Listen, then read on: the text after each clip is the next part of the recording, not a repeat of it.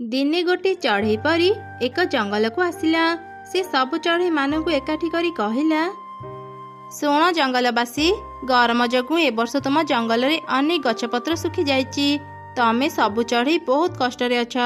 तम मानक कष्ट देखी परिमा तम मानक साहाय्य करिबा पई मते एठाको पठैचंती। सतरी परी तुमे हमको साहाय्य करिबो? अनेक दिनरु वर्षा न हेबारु आम जंगलर सबु गछलता सुखी जाइछि।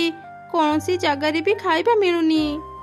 एबे तमे माने आउ चिंता करनी। मु तम मानकु दुईटी फल घर देबी। से दुई फल घर तम मानकु साहाय्य करिबे।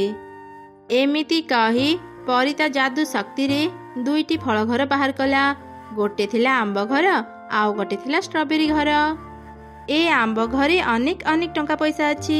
आउ ए स्ट्रॉबेरी घरे अनेक खाइबा अछि जहा केबे भी सरीपनी। जेते बेले भी तम मानकर किछि दरकार हेबो तमे माने ए दुई घर से सब नै पारिबो। एमिति कही परी सेठारु चली गला। आंब घर आउ स्ट्रॉबेरी घर देखि जंगलर सब चढ़ी खूब खुशी थिले।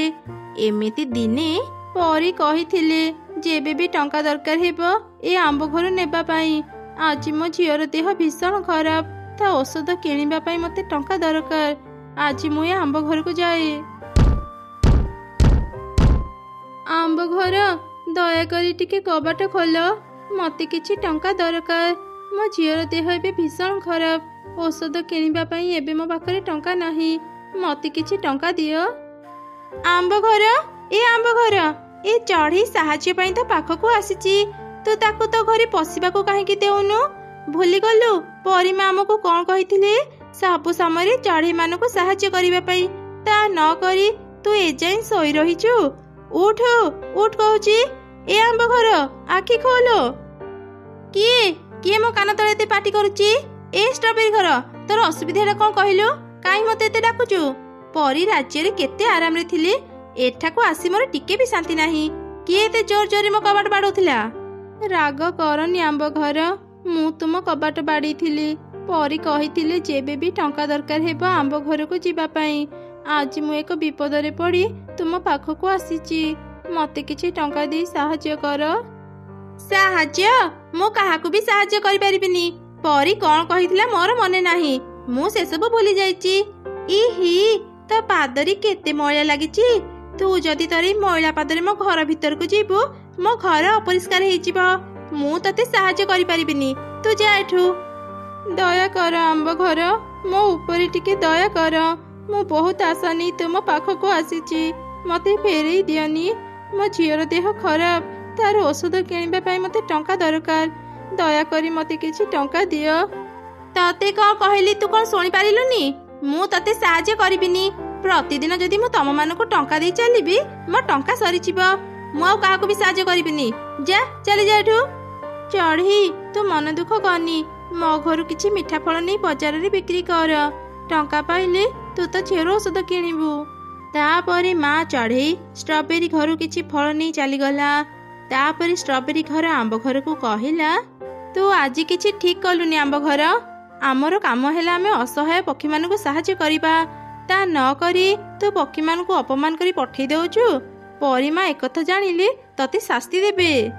ओ चाली आसिला मते दायित्व ज्ञान देबा पई। तो उपदेश तो पाखरी रख। मो परी एक सुंदर आंब घर ए गरीब असुंदर चढ़ई गुड़ा को साहाय्य करिबो केबे नुह। ए चढ़ई गुड़ा मो घर छुईबार भी योग्य नुह। मु पुणी एमानकु मो घरे पुरेबी जमा नुह। ए सब तू कोन कहूचु आंब घर? परिमा हमकु चढ़ई मानकु साहाय्य करिबा पई ही एठाको पठैचंती। तू निजर जो सुंदरता आ टंका को नै गर्व करूचु, ए सब किछि परिमांकर आशीर्वाद पई ही तू पाइचु। तो घरे तो खाइबा छड़ा किछि भी नाही। मो घर भितरी टंका सुना गहना देखि तोर ईर्ष्या हेउतिबो ना। सेथि पई एमिति सब कथा मते कहूचु। तोर जेते इच्छा तो सढ़ी को साहाय्य कर, हेले मु काहाको भी साहाय्य करि परिबिनी। आंब घर आ स्ट्रॉबेरी घर जेते बेले एमिति कथा हेउथिले, ठीक सेही समय रे एक मिट्टू सेठा बसिला। स्ट्रॉबेरी घर, आज मो पाखरी किछि खाइबा नाही। तुम घरर कबाट टिके खोल ना, मु किछि खाइबा नेबी। हाँ हाँ, एथिरे अनुमति नेबार कोन अछि? मु सब बेले तम मानक पई मो कबाट खोला रखी थाए। जाओ तमर जेते इच्छा सेते खाइबा नै जाओ। तापरे मिटू स्ट्रॉबेरी घरु अनेक खाइबा धरी सेठारु चलीगला। एसबु देखि आंब घर स्ट्रॉबेरी घर को कहिला, तू केते बोका स्ट्रॉबेरी घर, निज घरे जमा थिबा सबु खाइबा ए चढ़े गुड़ा को देई देउचु। केबे जदि तो घर खाइबा सरी जाए ए चढ़े गुड़ा आउ तो पाखक आसीबेनी। गोटे कथा मन रखि था, जेबे भी विपदरे तू पड़िबु परिमा तते साहाय्य करबाको आसीबेनी। छी आंब घर, तो केते अहंकारी, मु तो भली नुह बुझिलु। मु चढ़े मानको साहाय्य करी, मो विपद समय से माने निश्चय मते साहाय्य करिवे। कौन हैला तू मते अहंकारी कहिलु? मोर जदि हाथ थांदा ना मु एबे पिटी पिटी तते दी खंड कर दियंती। हाँ मु अहंकारी काहेकि ना मो घरे अनेक सुना गहना अछि। तो घरे एमिति कौन अछि तू अहंकार करिबो? तू से गरीब चढ़े गुणांकर सांग हेबा ही योग्य। आंब घर तो बहुत खराब, मु दिने भी तो सह कथा हेबिनी। ना हे मु कौन ऊपर पड़ी तो सह कथा हुए, तू ऊपर पड़ी मो सह कथा हेउ। मु जदि पारंती तते केबेठु मो पाखरु हटै सारंतीनी। आंब घर कथा शुणी स्ट्रॉबेरी घर मन दुख हो गला। से आउ दिने भी आंब घर सह कथा हैला नाही। चढ़ई माने जेबे भी आंब घर को साहाय्य मागंती से सेमानकु साहाय्य करे नाही, ओलटा तांकु अपमान दिए। सब चढ़ई स्ट्रॉबेरी घर पाखकु ही जाती। स्ट्रॉबेरी घर समस्त को साहाय्य करे। एमिति किछि दिन बीती गला। दिने हठात जंगल रे निया लागिगला। से निया धीरे धीरे स्ट्रॉबेरी घर आउ आंब घर पाखकु जाउथिला। बंचाओ बंचाओ, चढ़ई माने मते बंचाओ, ए निया मो घर पाखकु आसिलानी, मु पड़ी जीबी, मते बंचाओ। एते सुंदर घरे मोर निया लागी गलानी। आरे किए कोडी अछो, मते बंचाओ। से दुई घरर चित्कार सुनी सबु चढ़ी तांको पाखकु आसिले। ए कौन स्ट्रॉबेरी घरर आखपाखरे निया लागी जायछि, तार किछि क्षति हेबा पूर्वरु आमे ताकु एठु नै जिबा। मिटू जा शीघ्र गोटे ठेला गाड़ी नहीं आ। मिटू तुरंत जाई गोटे ठेला गाड़ी खोजी नहीं आसिला। ओहो बहुत कष्ट करी गोटे ठेला गाड़ी पाइली। चलो चलो समस्ते मिसी ए स्ट्रॉबेरी घर को ठेला ऊपर रखी निरापद जगह को नहीं जिबा। ए कौन मते भी तुम सांगरे नहीं जाओ, नहले मु नियारे पड़ी मरी जीबी, मते भी बंचाओ। तू ए नियारे पड़ी मर, तू आमको अनेक अपमान देइछु। आम विपद समय रे आमको साहाय्य करिनु, आमे से सब भूली जाइनु। तो भली एक अहंकारी घर ए नियारे पड़ी जिबा ही भलो। एमिति कही सबु चढ़ई स्ट्रॉबेरी घर को नियारू रक्षा करी से ठेला गाड़ी रे धरी एक सुरक्षित जगह को नहीं गले। सेपटे आंब घर से नियारे पड़ी पाउस हो गला। तासह तार अहंकार भी से नियारे जलीगला। स्ट्रॉबेरी घर प्रतिदिन चढ़ई मान को साहाय्य करुथिला। सबु चढ़ई भी से स्ट्रॉबेरी घर ध्यान रखुथिले। दिने पक्षी राजा चिल जंगल रे बुली बुली चढ़ई को देखुथिला।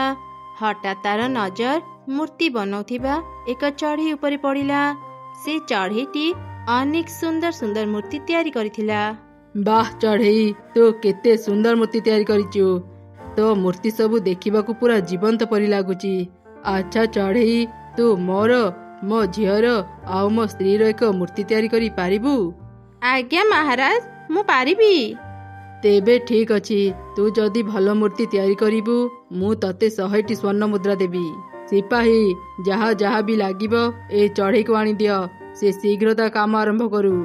तापरे सैनिक माने भल माटी आनी से चढ़ई को देले।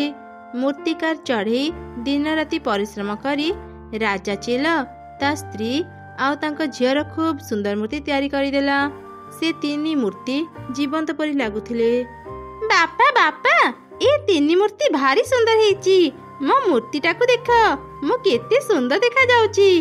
मु बहुत खुशी बापा। हाँ राजा, मु भी बहुत खुशी। तुमे मूर्तिकार को भल पुरस्कार दियो।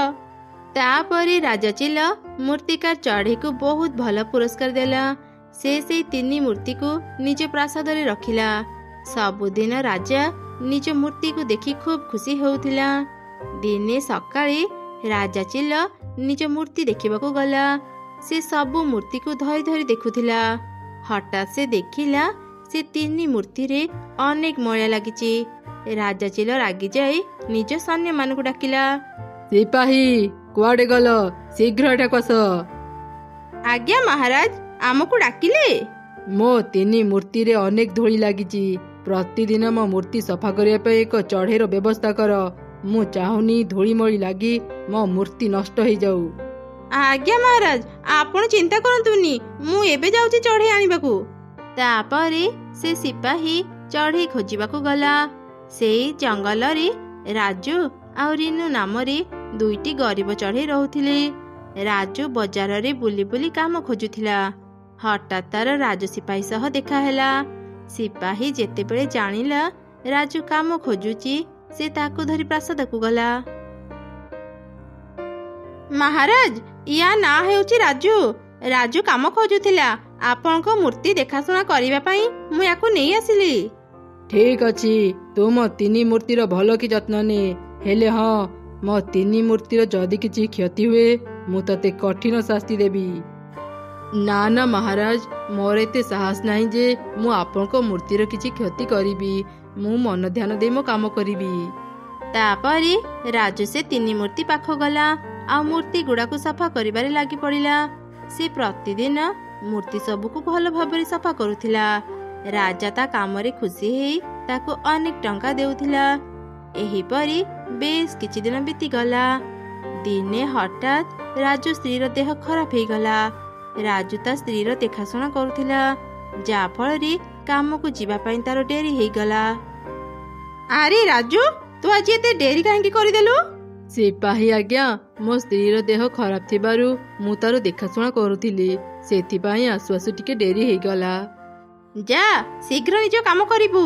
ରାଜାଙ୍କ ମୂର୍ତ୍ତିରେ ଯଦି ଟିକେ ବି ମଇଳା ଲାଗିଥାଏ ସେ ତତେ କାମରୁ ବାହାର କରିଦେବେ। କାମ ଚାଲିଯିବା ଭୟରେ ରାଜୁ ତରତର ହେଇ ରାଜାଙ୍କ ମୂର୍ତ୍ତି ପାଖକୁ ଗଲା ଆଉ ଶୀଘ୍ର ଶୀଘ୍ର ସେ 3 ମୂର୍ତ୍ତିକୁ ସଫା କରିବାରେ ଲାଗି ପଡ଼ିଲା। ହଠାତ୍ ଭୁଲରେ ସେ ରାଣୀ ମୂର୍ତ୍ତିର ଥଣ୍ଟ ଭାଙ୍ଗିଦେଲା। ହେ ଭଗବାନ, ଏ କଣ ସର୍ବନାଶ ହେଇଗଲା।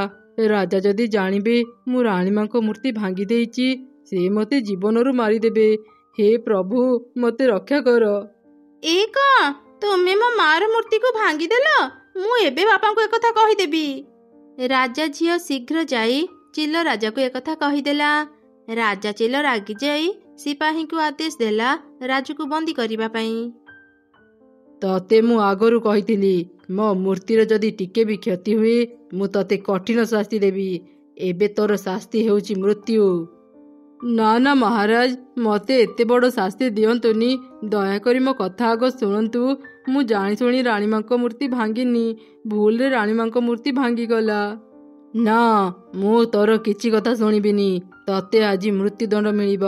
ସିପାହୀ, ଏ ଚଢ଼େଇକୁ ନେଇ ଫାଶୀରେ ଝୁଲେଇ ଦିଅ। ସିପାହୀ ରାଜୁକୁ ଫାଶୀରେ ଝୁଲେଇବା ପାଇଁ ନେବା ସମୟରେ ରାଜୁ ଦୌଡ଼ି ଯାଇ ରାଜା ଚିଲ ଆଉ ତା ଝିଅର ଭଲ ମୂର୍ତ୍ତିକୁ ନେଇ ଆସି ରାଜାଙ୍କ ସାମ୍ନାରେ ହିଁ ଭାଙ୍ଗିଦେଲା। ଏସବୁ ଦେଖି ରାଜା ଚିଲ ଆହୁରି ରାଗିଗଲା। କି ରେ, ତୋର ଏତେ ସାହସ? ତୁ ମୋ ମୂର୍ତ୍ତି ଆଣି ମୋ ସାମ୍ନାରେ ହିଁ ଭାଙ୍ଗି ଦେଉଛୁ? ତୋର କଣ ମୃତ୍ୟୁକୁ ଟିକେ ବି ଭୟ ନାହିଁ? ମହାରାଜ, ଭୁଲରେ ମୁଁ ଗୋଟିଏ ମୂର୍ତ୍ତି ଭାଙ୍ଗିଦେଲି ବୋଲି ଆପଣ ମତେ ମୃତ୍ୟୁଦଣ୍ଡ ଦେଲେ। ମୁଁ ଯିବା ପରେ ଏ 2 ଭଲ ମୂର୍ତ୍ତିର ଦେଖାଶୁଣା କରିବା ପାଇଁ ଆପଣ ଆଉ ଜଣଙ୍କୁ ରଖିବେ। ସେ ଯଦି କେବେ ଭୁଲରେ ମୂର୍ତ୍ତି ଭାଙ୍ଗିଦିଏ ଆପଣ ତାକୁ ବି ମୃତ୍ୟୁଦଣ୍ଡ ଦେବେ। ମୁଁ ଚାହୁଁନି ଆଉ କାହାର ବି ପ୍ରାଣ ଯାଉ, ସେଥିପାଇଁ ଏମିତି କାମ କଲି। ନା ଥିବ ମୂର୍ତ୍ତି, ନା ଯିବ କାହାର ଜୀବନ। ରାଜୁର ଏପରି କଥା ଶୁଣି ରାଜା ଚିଲ ନିଜ ଭୁଲ ବୁଝିପାରିଲା। ସେ ମନରେ ଚିନ୍ତା କଲା, ଆରେ ମୁଁ ଏ କେତେ ବଡ଼ ଭୁଲ କରିବାକୁ ଯାଉଥିଲି। ଏ ସାମାନ୍ୟ ମାଟିର ମୂର୍ତ୍ତି ପାଇଁ ମୁଁ ଏ ରାଜୁକୁ ମୃତ୍ୟୁଦଣ୍ଡ ଦେଉଥିଲି। ସେ ଗୋଟେ ସାଧାରଣ ଚଢ଼େଇ ହେଇ ମରିବା ସମୟରେ ବି ଆଉ ଗୋଟେ ଚଢ଼େଇର ଭଲ ଚିନ୍ତା କରୁଛି। ହେଲେ ମୁଁ ରାଜା ହେଇ ନିଜ ଚିନ୍ତା କରୁଥିଲି। ଛି, ବାଃ ରାଜୁ, ସତରେ ତୁ ଆଜି ମୋର ଆଖି ଖୋଲିଦେଲୁ। ମରିବା ସମୟରେ ବି ତୁ ନିଜ ଚିନ୍ତା ନ କରି ଅନ୍ୟର ଭଲ ଚିନ୍ତା କରୁଛୁ। ତୋର ଏଇ ଗୁଣ ଦେଖି ମୁଁ ଅନେକ ଖୁସି। ମୁଁ ତ ମୃତ୍ୟୁଦଣ୍ଡ ଫେରେଇ ନେଉଛି। ଯା, ଏବେ ଘରକୁ ଫେରିଯା। କାଲିଠୁ ତୁ ସବୁଦିନ ଆସି ଏ ରାଜପ୍ରାସାଦରେ କାମ କରିବୁ। ଏମିତି ଶୁଣି ରାଜୁ ଖୁସି ହେଇ ଚିଲ ରାଜାକୁ ଧନ୍ୟବାଦ ଜଣାଇଲା ଆଉ ଖୁସି ମନରେ ନିଜ ଘରକୁ ଫେରିଗଲା।